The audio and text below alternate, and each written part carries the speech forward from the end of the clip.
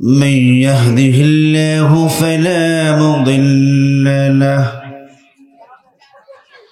ومن يضلل فلا هادي له ونشهد أن لا إله إلا الله وحده لا شريك له ونشهد أن سيدنا وسندنا وحبيب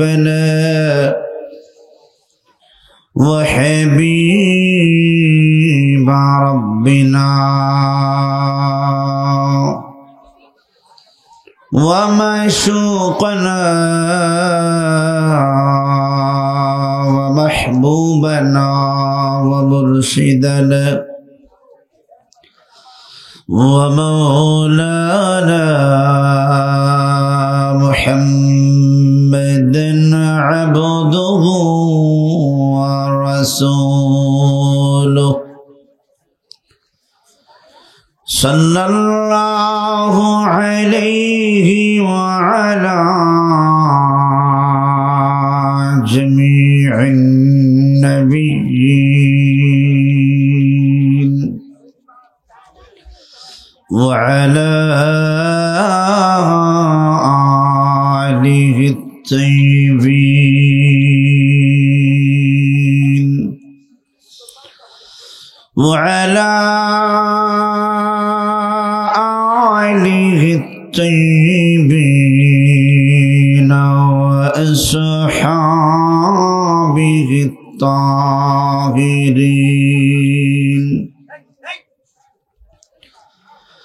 أما بعد فقد قال الله تعالى في كلام المجيد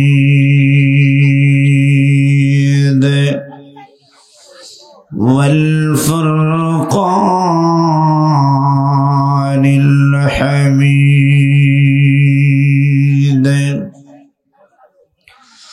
أعوذ بالله من الشيطان الرجيم بسم الله الرحمن الرحيم وقال ربكم ادعوني أستجب لكم إن الذين يستكبرون عن عبادتي سيدخلون جهنم داخرين.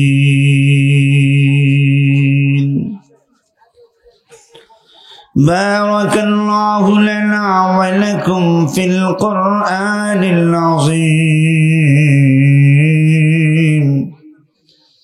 ونفعنا وإياكم بالآيات والذكر الحكيم.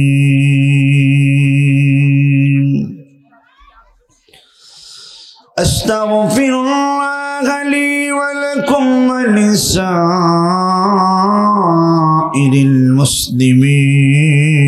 المسلمين فاستغفره إنه هو الغفور الرحيم. وجاء في حديث الشريف عن النبي صلى الله عليه وسلم أنه قال رسول الله صلى الله عليه وسلم الدعاء هو العبادة أو كما قال عليه الصلاة والسلام. وقال رسول الله صلى الله عليه وسلم الدعاء سلاح المؤمن أو كما قال عليه الصلاة والسلام زبان খুলে محبته নামাজে যে দুরূদ শরীফ পড়ি আমরা ওই দুরূদ পড়ি আল্লাহুম্মা সাল্লি আলা মুহাম্মাদিন ওয়া আলা আলি মুহাম্মাদ কামা সাল্লাইতা আলা ইব্রাহিম ওয়া আলা আলি ইব্রাহিম ইন্নাকা হামিদুম মাজিদ اللهم بارك على محمد وعلى آل محمد كما باركت على إبراهيم وعلى آل إبراهيم إنك حميد مجيد بلغ العلا بكماله كشف الدجى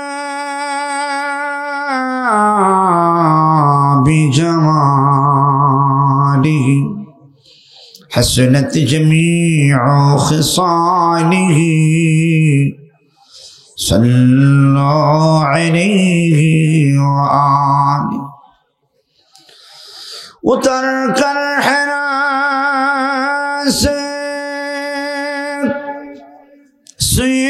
قوم آیا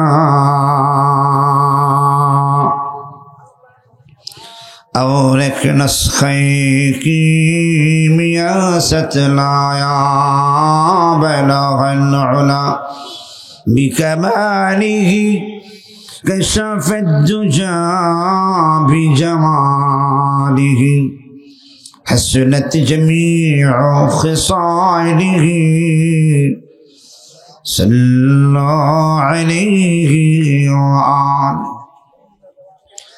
خلق میں اشرف ہم یہ تیری مہربانی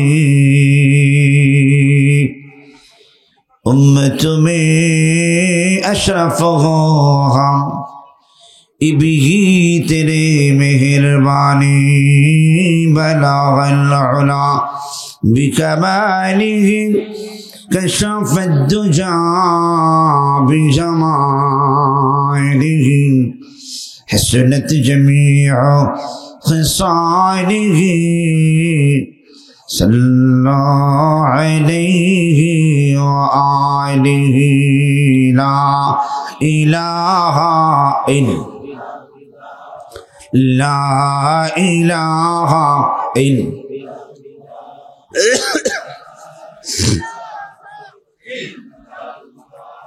لا إله جرے جرے لا إله إلا الله لا إله لا إله إلا الله لا إله تیرے سوا معبود حقیقی کوئی نہیں اے میری الہ لا الہ الا لا الہ الا اللہ لا الہ شبداری آلی راوی شبداری آلی راوی کرس اینم شادنا لا الہ الا لا الہ الا اللہ لا الہ عرش کرسی لوح قلم عرش کرسی لوح قلم علم میری بغل پر لا الہ الا لا الہ الا اللہ لا الہ লা ইলাহা ইল্লাল্লাহ লা ইলাহা মধুর কালিমা পড়ে বেলাল, মধুর কালিমা পড়ে বেলাল, পেলেন কত যন্ত্রণা, গলায় রশি বেঁধে টানলেন, সারলেন না সে কালিমা লা ইলাহা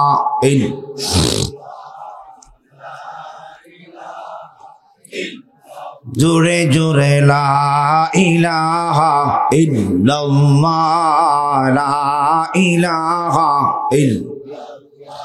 এই কালিমার পাঠক যারা, এই কালিমার পাঠক যারা, হবে জান্নাত ঠিকানা লা ইলাহা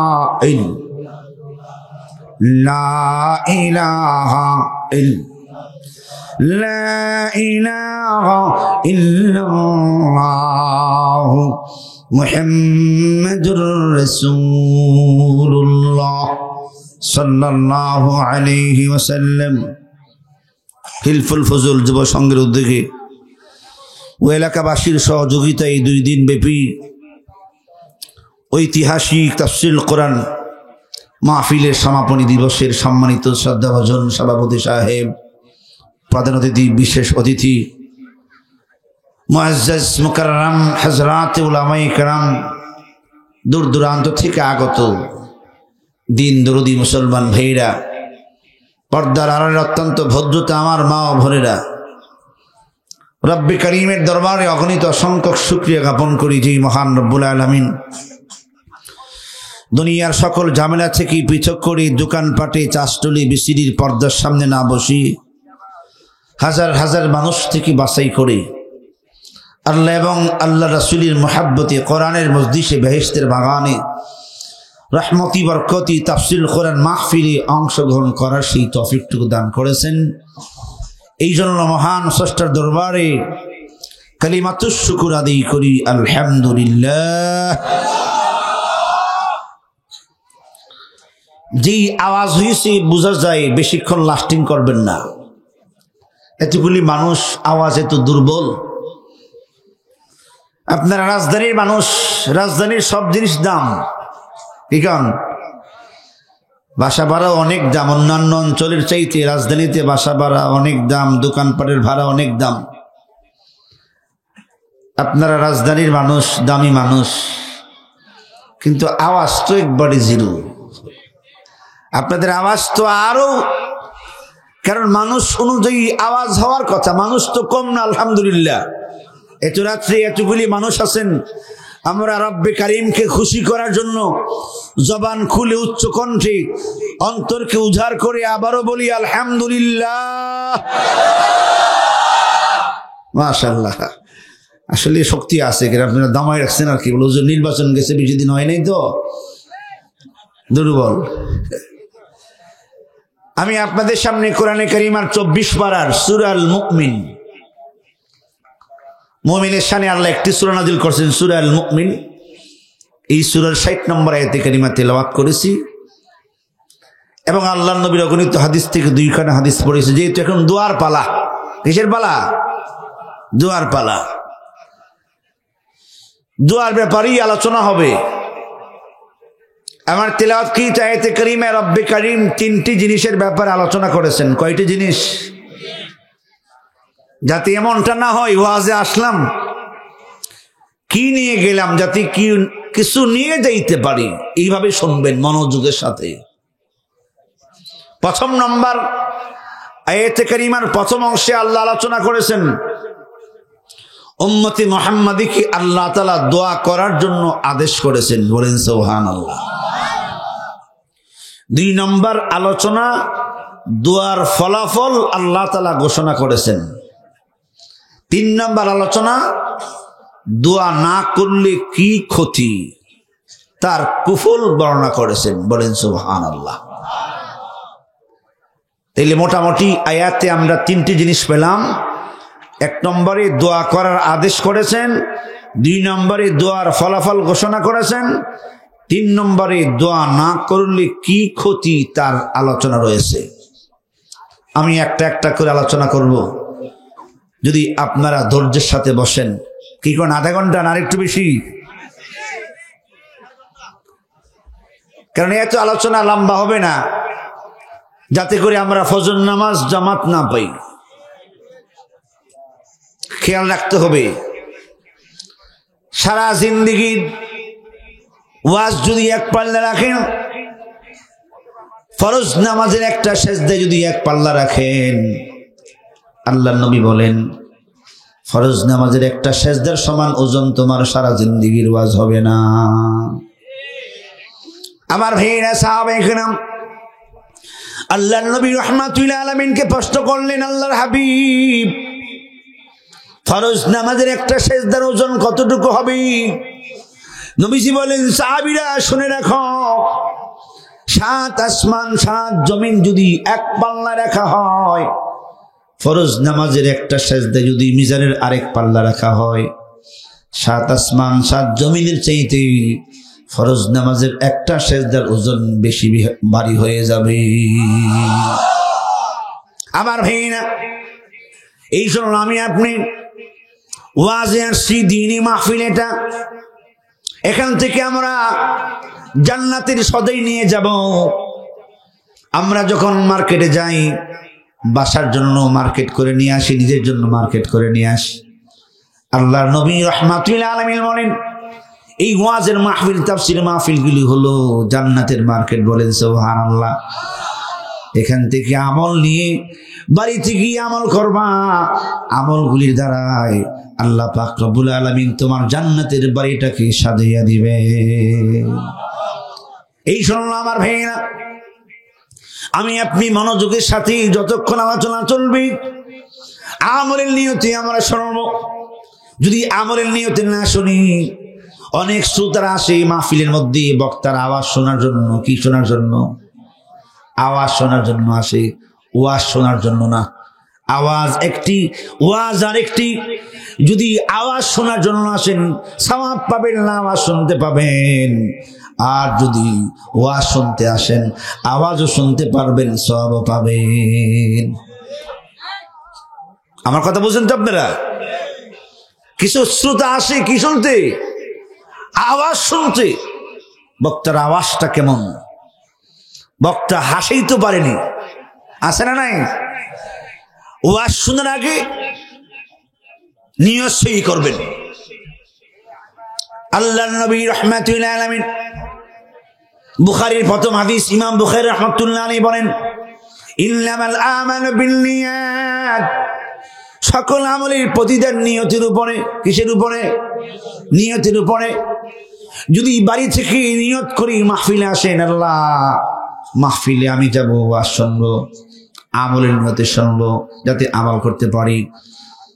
নবী রাহমাতুল্লাহ আলামিন বলেন, উম্মত বাড়ি থেকে রওনা হওয়ার পরে যতটা কদম তোমার মাহফিলে যাইতে পড়েছে, প্রত্যেকটা কদমে কদমে একটা করে গুনাহ মাফ হয়ে গেছে, একটা করে নেকি তোমার আমলনামায় লেখা হয়ে গেছে। আমার ভাইরা, যতক্ষণ মাহফিলে বসে থাকবেন, নবীজি বলেন যতক্ষণ বসে থাকবেন বৃষ্টির মতন রহমত পড়তে থাকবে। যখন মাহফিল শেষ করি, দোয়া করি, বাড়িতে যাবেন, আল্লাহ পাক রব্বুল আলামিন জীবনের সকল গুনাহগুলি ক্ষমা করে দিয়ে বেগুনা মাসুম বানাই আপনাকে বাড়িতে ফিরাবেন। শুধু তাই নয়, উলাইকা ইউবাদদিলুল্লাহু সাইয়্যাতিহিম হাসানাত। আল্লাহ পাক রব্বুল আলামিন বলেন, তোমাদের গুনাহগুলিকে আমি আল্লাহ নেকির দ্বারা পরিবর্তন করে তোমাদেরকে আমি আল্লাহ বাড়িতে ফিরিয়ে দেব। এই জন্য আমার ভাইরা, আমি আপনি রহমতি বরকতি মাহফিলে আসছি, এখান থেকে দোয়া করে যাব।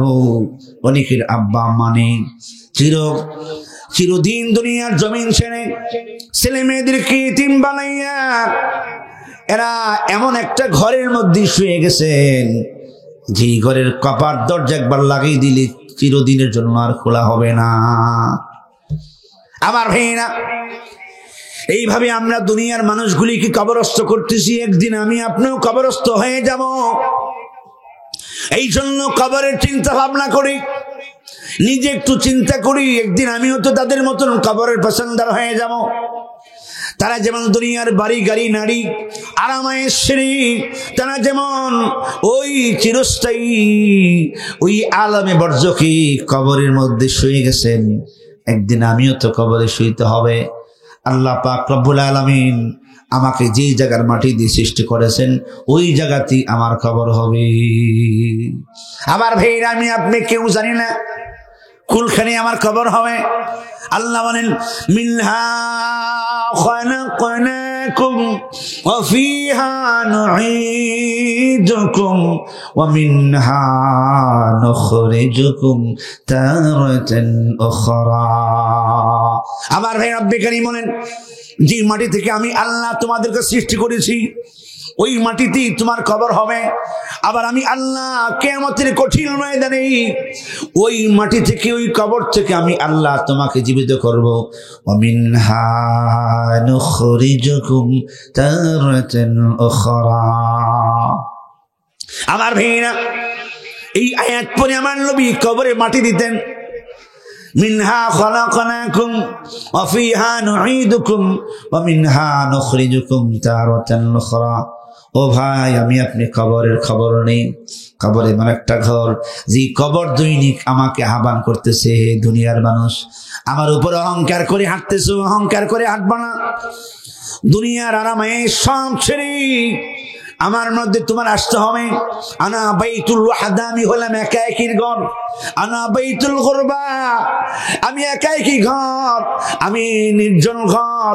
এই ঘরের মধ্যে বাতি নাই, সাথী নাই, একা একা এই ঘরে থাকতে হবে। আনা বাইতুদ দুদ, আমি হইলাম পোকামাকড়ের ঘর, এর মধ্যে সাপ বিচ্ছু ভরপুর থাকবে। দুনিয়াতে যদি আমল ভালো করে কবরে না আসতে পারো আমি কিন্তু তোমাকে রেহাই করব না, কবরের মধ্যে তোমার আমি শাস্তি দিতে থাকবো। এই শুনুন আমার ভাইয়েরা, আমি আপনি দুনিয়াতে আসছি আমল করার জন্য। যে মানুষগুলি দুনিয়ার জমিনে আমল করবে আল্লাহর কাছে মানুষগুলি দামি হয়ে যাবে। এই জন্য বললাম ওয়াজ শোনার আগে নিয়তকে সহি করবেন। এখানে যা শুনবো আমল করব, আমলের নিয়তে শুনবো। আল্লাহ পাক রব্বুল আলামিন আমল করার সেই সুযোগ দান করবেন। যেন নিয়ত রাখতে হবে। দেখবেন মার্কেটে পাহারাদার আছে, অনেক মার্কেটে আছে না?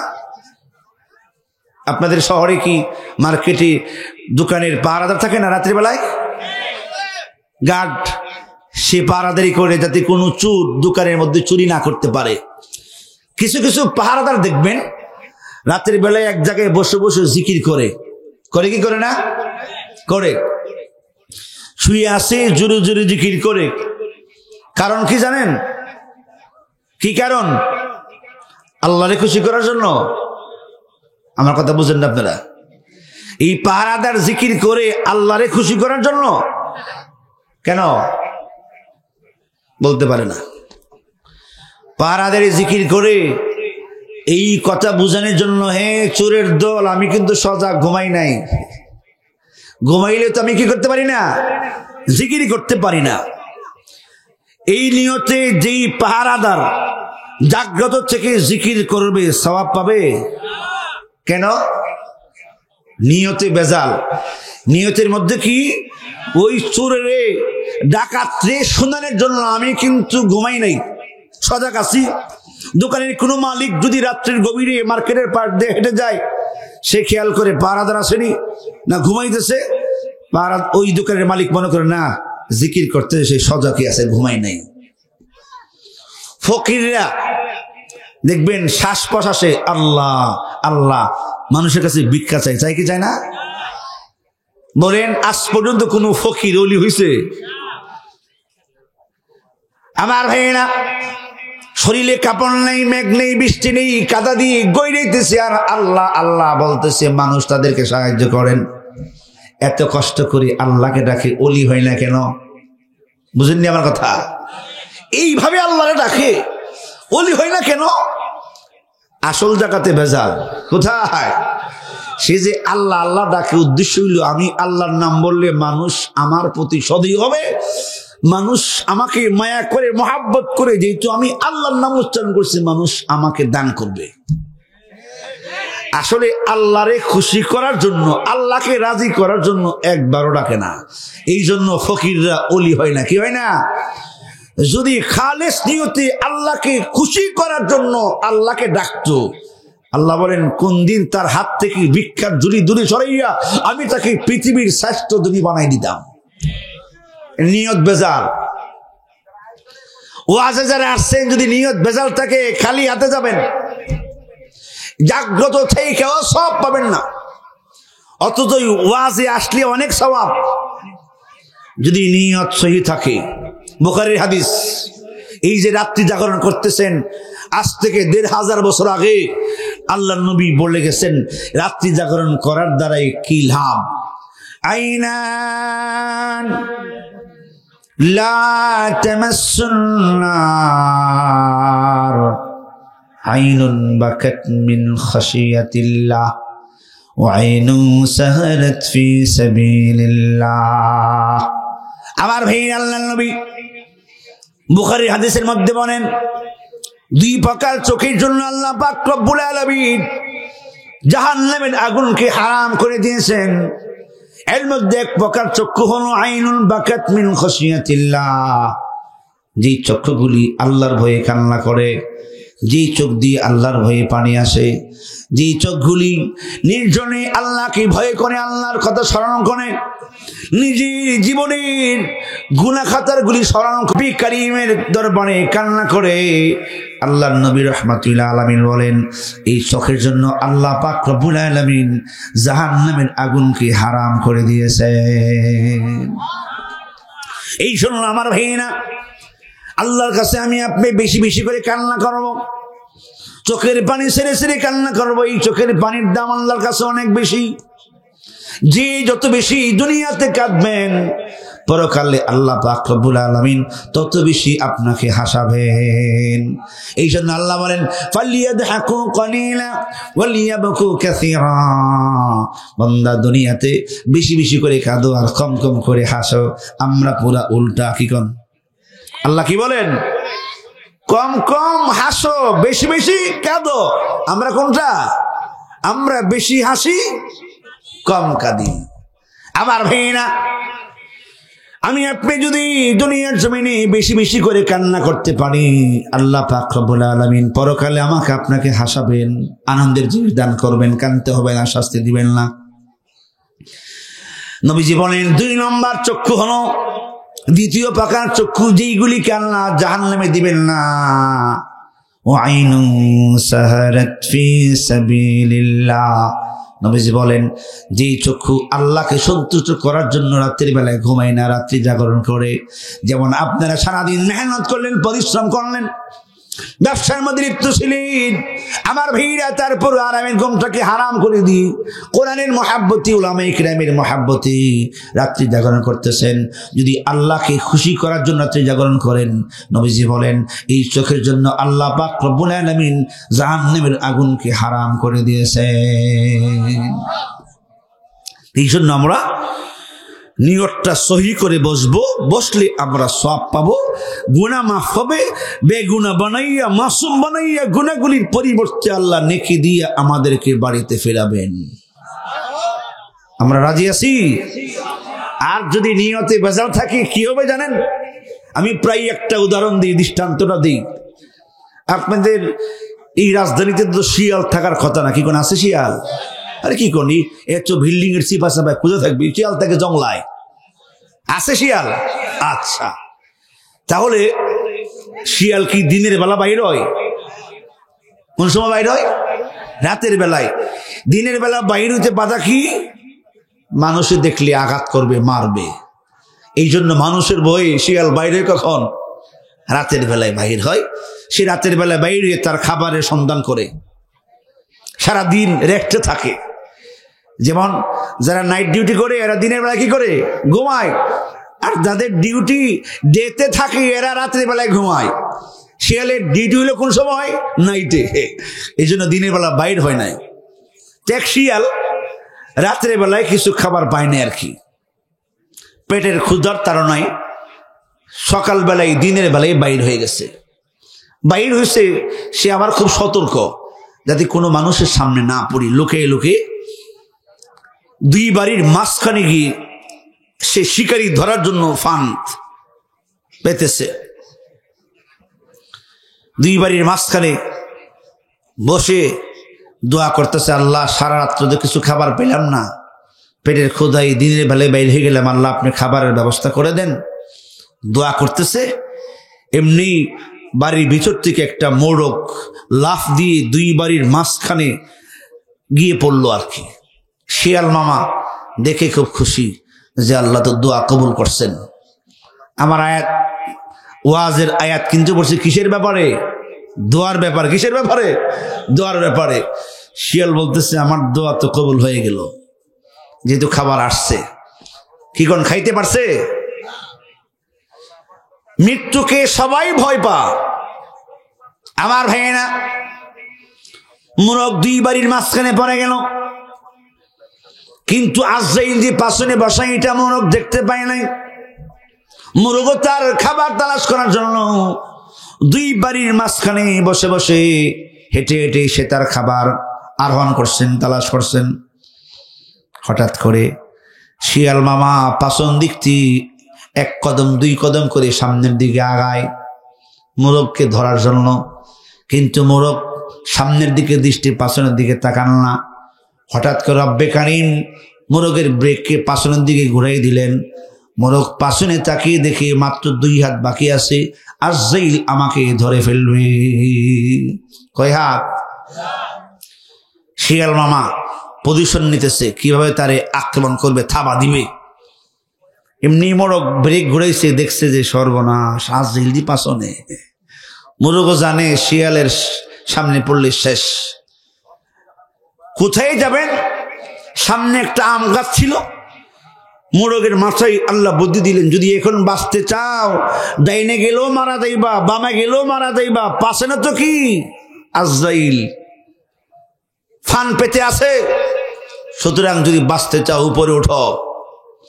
মোরগ লাফ দিয়ে গাছের উপরে গিয়ে বসে গেছে নিরাপদ স্থানে। শিয়াল মামার মন বেজার, সর্বনাশ, শিকারী হাতের নাগালের বাইরে চলে গেল। এখন কি করা যায়? শিকারী কিভাবে নামানো যায়? শিয়ালের অনেক বুদ্ধি আছে। কি কন? শিয়ালের কি অনেক বুদ্ধি। সে বুদ্ধি করতেছে কিভাবে নামানো যায়, কোন কৌশলে তাকে নামানো যায়, কৌশল বাইর করতেছে। হঠাৎ করে তার মাথায় একটা বুদ্ধি আসছে। বলতেছে মোরগ নামো। কেন? বলতেছে আমি আর তুমি ইবাদত করবো। আসেন কি কয়? কি করবে? শিয়াল চিন্তা করছে যদি এই কথা না বলি মোরগ নামতো না। ইবাদতের কথা শুনলে সবাই মন নরম হয়। নামো, ইবাদত করব। মোরগ বলে শিয়াল মামা, ভালো কাজের দাওয়াত আপনি দিচ্ছেন, আপনার দাওয়াত আমি গ্রহণ করলাম। মামা আপনার ইবাদত আপনি নিচে করেন না, আমার ইবাদত আমি উপরে করব, নিচে নামবো না, নিরাপদ না। সিন্দি বলে আপনার ইবাদত আপনি দাওয়াত দিচ্ছেন, ভালো কাজের আদেশ, সেটা মানতে হয়। আর ভালো কাজের মধ্যে একে অপরের সাহায্য করবে, এটা আল্লাহর বিধান। কার বিধান? وتعاونوا على البر والتقوى ولا تعاونوا على الإثم والعدوان। আল্লাহ বলেন ভালো কাজে একে অপরের সাহায্য করো। এই তাফসিরের কাজ, মাহফিলের কাজ, মসজিদ মাদ্রাসা বানানোর কাজ, ইতিমখানায় তোমরা একে অপরের সাহায্য করো না। ওয়ালা তাআওয়ানু আলাল ইসমি ওয়াল উদওয়ান। গুনার কাজে, কনসার্টের মধ্যে, গানের মধ্যে, নাজেজ কাজের মধ্যে একে অপরের সাহায্য করবা না। সাহায্য করলে তুমি গুনাহ না করো, ওই গুনার বাগী হয়ে যাওয়া। এই শূন্য ভালো কাজে আমরা সাহায্য করব। মোরগ বলে মামা আপনি ইবাদতের দাওয়াত দিচ্ছেন, আমি গ্রহণ করলাম। আমার ইবাদত আমি উপরে করব, আপনার ইবাদত আপনি নিচে করেন। কি করে? নিচে করলে কি শিয়ালের যে উদ্দেশ্য পূর্ণ হবে? এটা তো শিয়াল কৌশল করতেছে তারে ধরার জন্য, আসলে তো ইবাদত করবে না সে। আমার ভাইয়েরা, এবার শিয়াল বলে বেকুফ কোথাকার, মোরগ তুমি জানো ইবাদত আমি কিভাবে করব, কোন ইবাদত করব জানা? কয় না, ইবাদতের মধ্যে শ্রেষ্ঠ ইবাদত কোনটা? শ্রেষ্ঠ ইবাদত কি? নামাজ। শিয়াল বলে মোরগ শ্রেষ্ঠ ইবাদত করব। আল্লাহর নবী রাহমাতুল আলামিন বললেন as-salatu রাসুল ইবাদা, সমস্ত ইবাদতের মাথা হইল নামাজ। হে মোরগ চলো আমি আর তুমি নামাজ পড়বো। নামাজ আবার একা একা না, একা একা নামাজ পড়লি এক রাকাতের সওয়াব পাবেন। জামাতে নামাজ পড়লে, জামে মসজিদে গিয়ে যদি জামাতে নামাজ পড়েন এক রাকাতে আল্লাহ পাক রব্বুল আলামিন 500 রাকাতের সওয়াব দান করবেন। শিয়াল বুঝাইতেছে এই মোরগ যদি 2 জনে জামাতে পড়ি 4 জনের সওয়াব, 4 জনে জামাতে পড়লে 8 জনের সওয়াব, 8 জনে জামাতে পড়লে 16 জনের সওয়াব, 16 জনে জামাতে নামাজ পড়লে 32 জনের সওয়াব। এই কথাটা সত্য। জামাতে মানুষ যত বেশি হবে সওয়াব তত বেশি। আমার ভাইরা, মোরগ এবার শিয়াল মামার ওয়াজ শুনে মনটা নরম হয়েছে।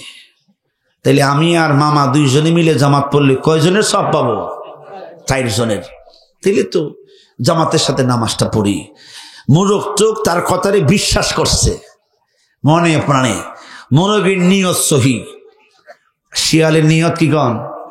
সহি না বেজাল? দেখবেন বেজাল হইলে খালি যাইব, আর যার নিয়ত সহি আল্লাহ তাআলা তার এই বিপদ থেকে বাঁচাই দিবে। বলেন সুবহানাল্লাহ। আমার ভাইয়েরা, মোরগ বলি শিয়াল মামা জামাতে নামাজ পড়তে আমি রাজি আছি। হঠাৎ করে আল্লাহ পাক রব্বুল আলামিন মোরগের মাথার মধ্যে বুদ্ধি দিলেন, মোরগ তুমি বলো না জামাতে নামাজ পড়লে তো আজান লাগে। কি লাগে? মামা আমি মিনারের উপরে আছি, উঁচু জায়গায় আছি, যদি আজান দেই, আপনি তো বললেন যত মানুষ বেশি হবে, মুসল্লি যত বেশি হবে সওয়াব তত বেশি। আমি আপনি 2 জন আজান শুনে আরো মুসল্লি বাড়তে পারে। এই কথার মধ্যে শিয়াল একমত না। বার এখন যদি এই কথা একমত হয় তাইলে তার উদ্দেশ্য কি হবে না? হাসিল হবে না, পূর্ণ হবে না। সে এখন হা বা না কিছুই বলে না, চুপ করে আছে খালি। কিন্তু মোরগ যেই পয়েন্ট ধরছে, পয়েন্টটা কি সঠিক, যে মামা জামাতে নামাজ পড়লে তো আজান লাগে, জামাতে নামাজের জন্য আজান দেওয়া শর্ত। আমার ভাইয়েরা, এবার মোরগ বলে মামা আজান দিতে হবে, আল্লাহ আমাকে মুয়াজ্জিন বানাইয়া দুনিয়াতে পাঠাইছেন। বলেন সুবহানাল্লাহ। মিশকাত শরীফের হাদিস, আমি মিশকাত শরীফ পড়ে আপনাদের দোয়ায় আবু দাউদ শরীফ পড়াই। আল্লাহ নবী বলেন লা তাসুবুদ্দিকা ফাইন্নাহু ইউকিজুলিস সালাহ। দুনিয়ার মানুষ তোমরা মোরগকে গালি দিও না, কারণ এই মোরগ তোমাদেরকে নামাজের জন্য শেষ রাতে জাগ্রত করে দেয়। দেখবেন যাদের বাড়িতে মোরগ আছে শেষ রাত্রে সে আজান দেয়, আওয়াজ দেয়। নবীজি বললেন তাসুবুদ্দিকা, মিশকাতের হাদিস, ফাইন্নাহু ইউকিজুলিস সালাহ। এই মোরগ তোমাদেরকে নামাজের জন্য জাগ্রত করে দেয়, মোরগকে তোমরা গালি দিও না। মোরগ বলি শিয়াল মামা আল্লাহ আমারে মুয়াজ্জিন বানায় পাঠিয়েছেন, আমি আছি এখন মিনারের উপরই। মিনার বুঝেন না, উঁচু জায়গাতে আছি, আজান দিলে আশেপাশে আওয়াজ বসবে। শিয়াল মামা তো চুপ, কিছুই বলে না। মোরগ আজান দেওয়া শুরু করছে আর কি। যে মাত্র আজান দেওয়া শুরু করছে, বাড়ির ভিতরে আসেন কুকুর মশাই, মোরগের আজান শুনছে। আজান শুনিয়া সিদ্ধান্ত গ্রহণ করছে, আজান মুয়াজ্জিন যেহেতু আজান দিচ্ছে, আমি জামাতে নামাজটা পড়ে আসি গিয়া। কুকুর মশাই বাড়ির ভিতর থেকে শাহী গেট থেকে খালি মাথাটা বাইর করছে। শিয়াল মামা দেখছে আসতেছে আমার গডফাদার খাওয়াইব। শিয়াল যদি কুকুর দেখে থাকে, কুকুরে খুব ভয় পায়। যেই মাত্র দেখছে কুকুর মশাই বাড়ি থেকে খালি মাথাটা বাইর করছে, এখন ব্রেক ঘুরে সেই দিকে যাবে, শিয়াল তার লেজ 2 পায়ের চিপায় ঢুকাইয়া ব্রেক ঘুরাইয়া জঙ্গলার দিকে হাঁটা শুরু করছে। মোরগ বলে শিয়াল মামা আপনি এতক্ষণ ওয়াজ করলেন, শ্রেষ্ঠ ইবাদত করবেন, জামাতে নামাজ আদায় করবেন। আমি আজান দিলাম, আমি মুয়াজ্জিন, ওই দেখা যায় ইমাম সাহেব আসতেছে। আমি মুয়াজ্জিন, ওই কোকর মাসে ইমাম সাহেব। আপনি হইলেন মুক্তাদি, আমরা তিনজন আপনার ওয়াজ অনুযায়ী জামাতে নামাজ পড়লে সওয়াব কয়জনের? 6 জনের। মামা বুঝতে পারলাম না, আপনি দি ব্রেক ঘুরে ফেললেন। শিয়াল বলে, তোমার ইমাম সাহেব দেখে আমার উজু নষ্ট হয়ে গেছে গা। কি নষ্ট হয়েছে? উজু নষ্ট হয়েছে। আমি উজু করে আসতেছি। কি করে আর আসবে? শিয়াল কি ভরা পেটে গেল না খালি পেটে? কারণ কি? নিয়ত কি নয়, সহি নয়। যার নিয়ত সহি তাকে আল্লাহ তাআলা শিয়ালের খপ্পর থেকে বাঁচাইলো কি বাঁচাইল না? বাঁচাইল। যদি আপনারা ওয়াজ শুনতে আসছেন, সহি নিয়তে শুনলে আপনারা সওয়াব পাবেন, গুনাহ মাফ হবে। আর যদি শিয়ালের মতো নিয়ত থাকে, আওয়াজ, তাইলে কি ওই খালি সওয়াব বলতে কিচ্ছু পাবেন না। রাত্রিটা জাগরণ করলেন, মানে আপনারা কোনটাত যাবেন? মোরগের রাত না শিয়ালের রাত? মাশাআল্লাহ, আল্লাহ কবুল করুক। নারে তাকবীর, দ্বীন ইসলাম, কোরআন তাফসীর মাহফিল, নারে তাকবীর। আপনারা যেমনি বসছেন, ফাঁকে ফাঁকে শয়তান বসে রয়েছে। কি বসে রয়েছে? একটু পর পর আপনাদেরকে পিন দিবে আর উঠাবে। শয়তানের কাজগুলি এটা। শয়তান চায় না আমরা ওয়াজ শুনি, আমল করি, দ্বীনের কথা শুনি, দ্বীনের লাইনে আসি, গান বাজনা ছেড়ে দিই, টিভির সিডি ছেড়ে দিই। এইগুলি সারা শয়তানে কি করে না? পছন্দ করে না। এই জন্য ভাই ওয়াজ লম্বা হবে না, আমি ঢুকতেছি। আমল সহি নিয়তে বসি। ফজরের নামাজ যাতে আমাদের মিস না হয়। এশার নামাজ তো আলহামদুলিল্লাহ সবাই পড়ছেন। কি কন? আওয়াজটা দুর্বল লাগে।